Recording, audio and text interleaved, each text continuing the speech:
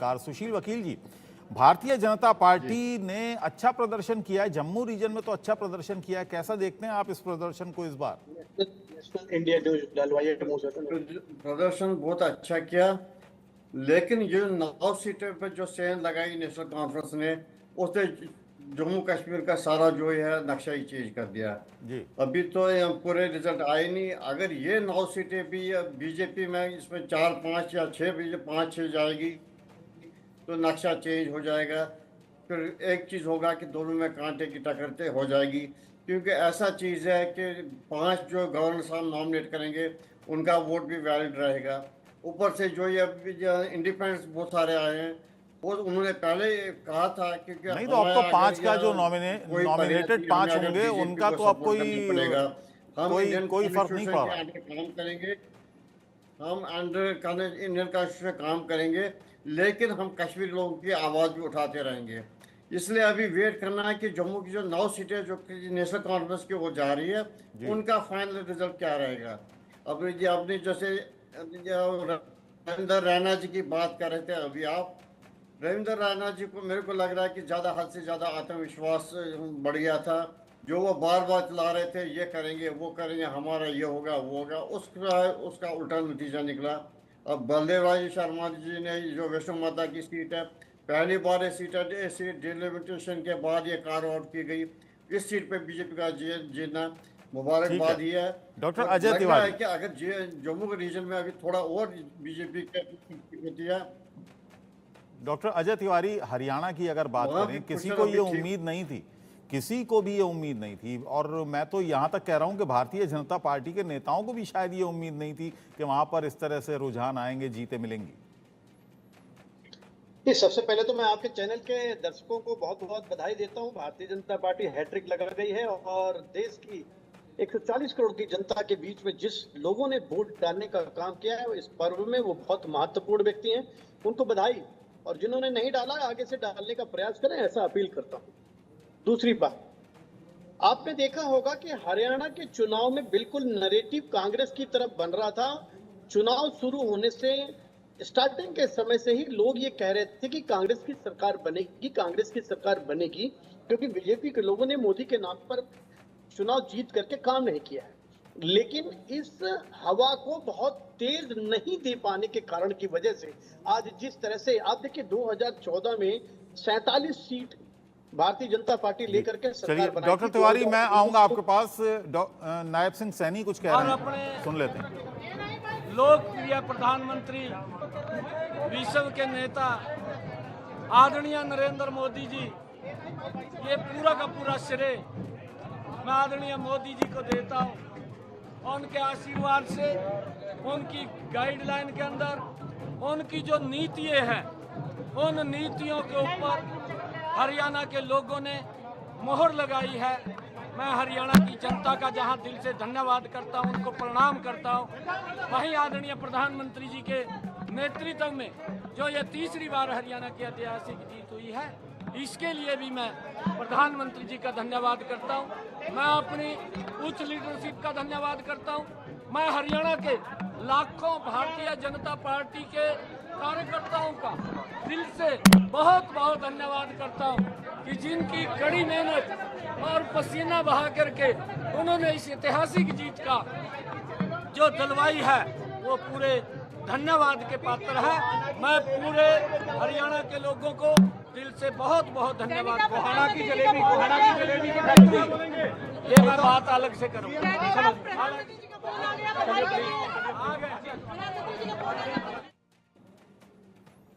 नायब सिंह सैनी बोल रहे थे। डॉक्टर अजय तिवारी, यहाँ पर मैं एक चीज़ आपसे ये जानना चाहूँगा कि जो जीत मिल रही है भारतीय जनता पार्टी को हरियाणा में, इसके पीछे आप सबसे बड़ी वजह क्या मानते हैं?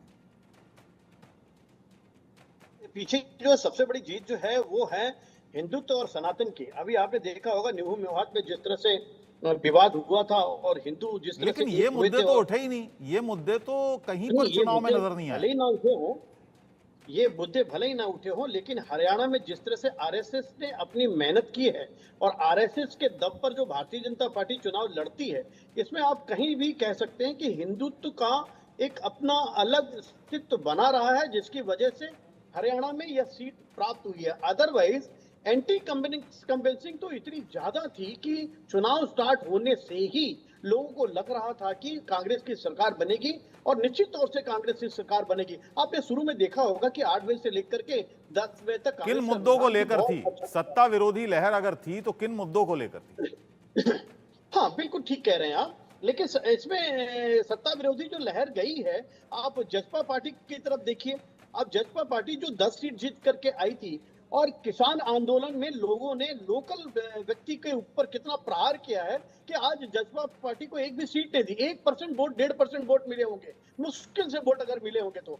आज भारतीय जनता पार्टी और कांग्रेस में सीधी टक्कर हुई है। लगभग 40% वोट जो है भारतीय जनता पार्टी को और 39% वोट जो है वो कांग्रेस को मिले हैं। कांग्रेस कहीं ऐसा नहीं है कि बहुत कमजोर है, कांग्रेस ने बल्कि बढ़ोतरी की है। 30 सीट से आज अगर 37 सीट पे पहुंची है वो, तो निश्चित तौर से कांग्रेस ने अपनी बढ़ोतरी की नहीं, है। अब तो कहीं न 34 पर आ गई है। कहीं हमारी नरेंद्र टैली जो दिखा रही है वो 34 सीट दिखा रही है, कांग्रेस को 51 सीट भारतीय जनता पार्टी को हो गई है।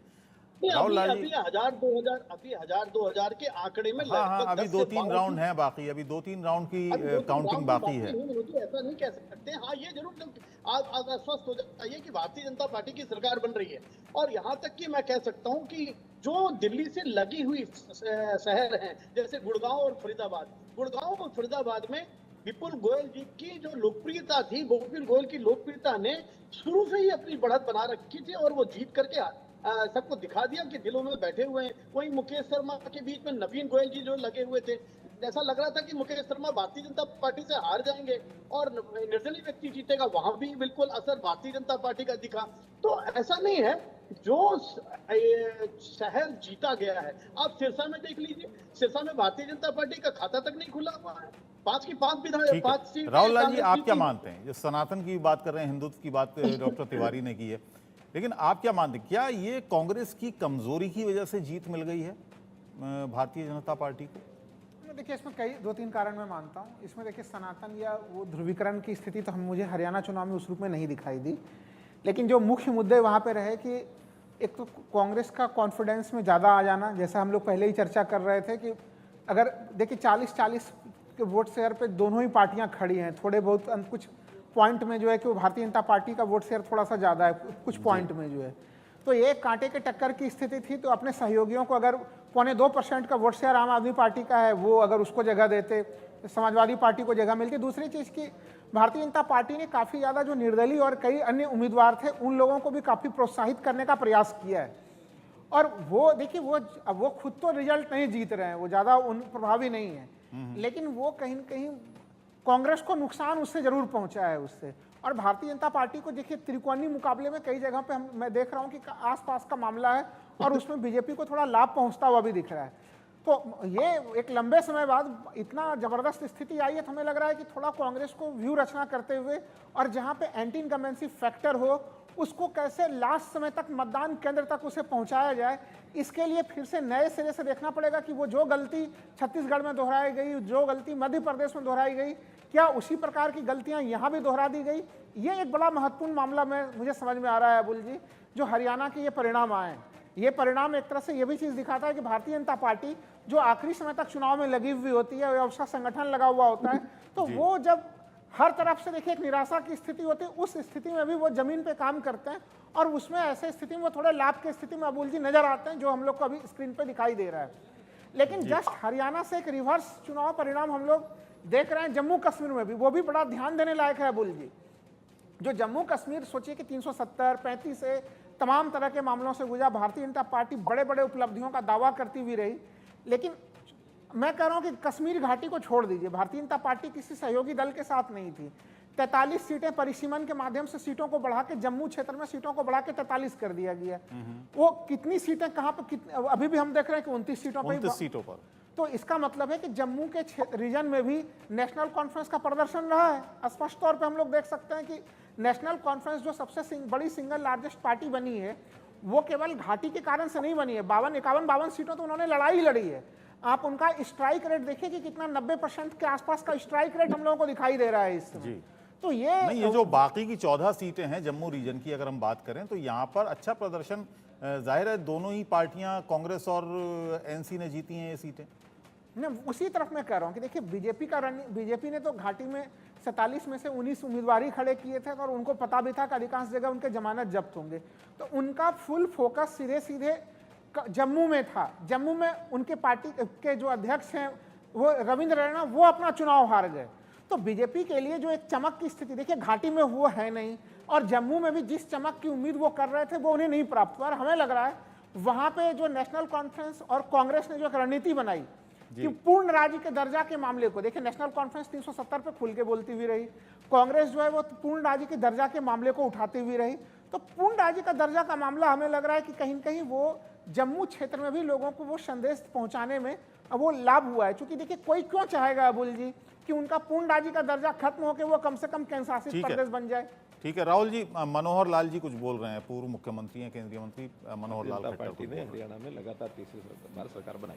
कांग्रेस पार्टी ने एक मुद्दा बनाया था, पहलवान किसान और जवान, ये मुद्दा बना करके कांग्रेस पार्टी इस बार चुनाव में उतरी थी। आप क्या लगता है ये मुद्दा उनका चला नहीं? मुद्दा तो यही था। मुद्दा ये था कि हमने जितना हरियाणा के किसान के लिए, हरियाणा के जवान के लिए, हरियाणा के पहलवान के लिए किया है, कांग्रेस तो कर ही नहीं सकती है। और ये चीज़ लोगों को पता है। वो लोग किसी भी प्रकार की कोई बात करेंगे, वो जनता को जो सही बात है वही पसंद आएगी, जो गलत बात वो पसंद नहीं आएगी। हमने किसानों के लिए भरपूर किया, बहुत काम किया है। इसलिए मैं तो आज इस समय इतना ही संक्षेप में कहना चाहूँगा कि जो चीज़ जनता ने महसूस की, कांग्रेस के भ्रम में नहीं आई है। यहाँ का लोकतंत्र, हरियाणा का लोकतंत्र बहुत ही परिपक्व है, जनता बड़ी परिपक्व है, और जनता ने एक हमारे कामों पर, मोदी जी की नीतियों पर एक मुहर लगाई है, और मैं इसका श्रेय जनता को देता हूँ, भारतीय जनता पार्टी के कार्यकर्ताओं को देता हूँ। सर, सारे चुनाव पूर्वानुमानों को धत्ता बताते हुए ये बड़ी जीत हुई है, क्या कहेंगे? पूर्वानुमान जो लगाते हैं, ये उनको इंट्रोस्पेक्शन करना है कि किस आधार पर कैसे पूर्वानुमान करते हैं। पूर्व अनुमान जो हैं वो जनता अपने मन की बात सबको बताती भी नहीं है, और जिस प्रकार के पूर्व अनुमान हैं बहुत बार पहले भी फेल हुए हैं, इस बार भी फेल हुए हैं, और थोड़ा सा गहराई में आप लोगों को जो भी करते हैं पूर्व अनुमान उनको करना चाहिए। क्या लगता है कांग्रेस कहाँ फेल हो गई? और ये कुछ तस्वीर